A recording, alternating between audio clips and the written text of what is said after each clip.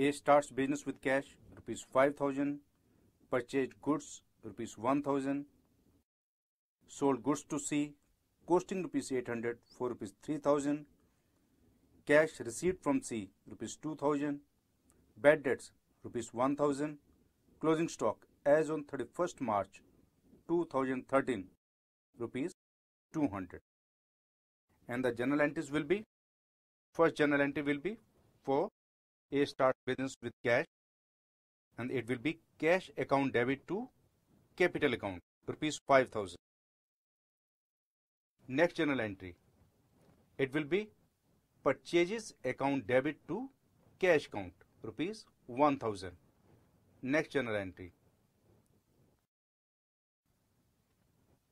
this was the journal entry of sales, credit sales. So journal entry will be C debit 3,000. You have got two options for these accounts. If there is any account of firm or personal name, either you can write down C debit 3,000 or C's account debit to sales account. So whatever you like, but my preference is C debit 3,000 to sales, rupees 3,000. Now the next transaction is cash received from C, rupees 2,000. In third transaction, it has been clearly stated that goods were sold to C for rupees 3,000. So C is our customer, he is our credit customers, or otherwise I can say he is our debtor. So we sold him goods worth rupees 3,000. Now we have got cash from him, rupees 2,000. So how will you make the journal entries? Come to the table on debit side, on credit side. On debit side, debit all expenses and losses. We have recovered our money from the customer and the name of the customer is C, rupees 2,000. So there is no question of expense or loss. Next, debit what comes in. Anything has come in the firm? Yes, cash has come in the firm. So write down cash. Now find the credit aspect of this transaction. On credit side, credit or incomes and gains.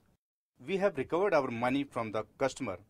It's not a profit, it's not a gain, it's not an income, because he owed us rupees 3,000 and today he has paid us rupees 2,000 out of 3,000. So next is credit what goes out, nothing has gone out. Now the credit the giver. We have received money rupees 2,000 and the giver of this cash is C. So write down C. So on debit side cash, on credit side C. So use the suffix of account with the cash. No need to use the suffix of account on credit side. Now on credit side use the prefix and the prefix is to. So cash account debit to C.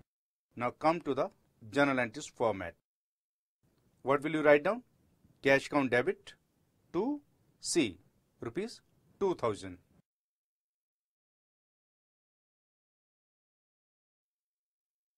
Now the next transaction is bad debts, rupees 1,000. Bad debts means the money that we couldn't recover from the credit customer. And in this question, we had sold the goods to C for rupees 3,000 and after some days, he paid us rupees 2,000. Still 1,000 rupees were due from C. But unfortunately, it turned as bad debts. Naturally, it's a loss for us. So let's find out the debit and credit aspect of this transaction. On debit side, debit all expenses and losses. Yes, this is the loss for the firm and the name of this loss is bad debts. You write down bad debts. Now leave all other options. Now come to the credit side. Credit all incomes and gains. Is there an income? No. Credit what goes out. Anything has gone out? Nothing. And credit the giver. In fact, he is not the giver, but we'll write down to C on credit side. At this stage, I won't be able to explain you well why we have credited C.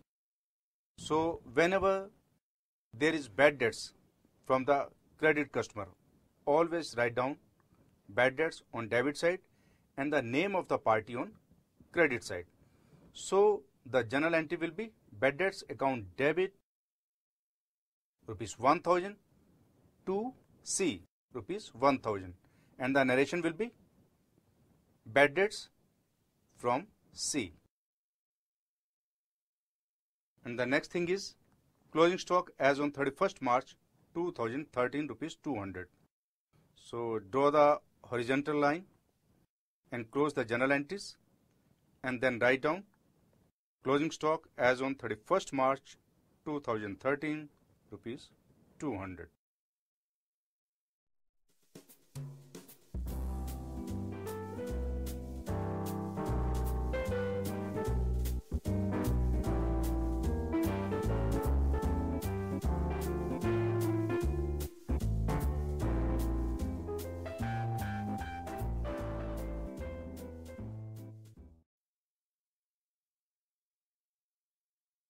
Now let me explain one new term, that is bad debts recovered.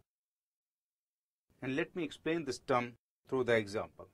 Suppose C is our customer and we sold the goods on credit basis to him for rupees 1000. And when the money was due from him, he refused to pay us money, or for any reason he was not able to pay us the money, and we had to accept it as bad debts, means it was a loss. And after some time, his condition becomes good and he agrees to pay us our old money of rupees 1000, and we receive that rupees 1000. Because this money is against the bad debts we had assumed previously. So technically it will be called bad debts recovered or recovery from bad debts. It is always treated as an income in the accounting.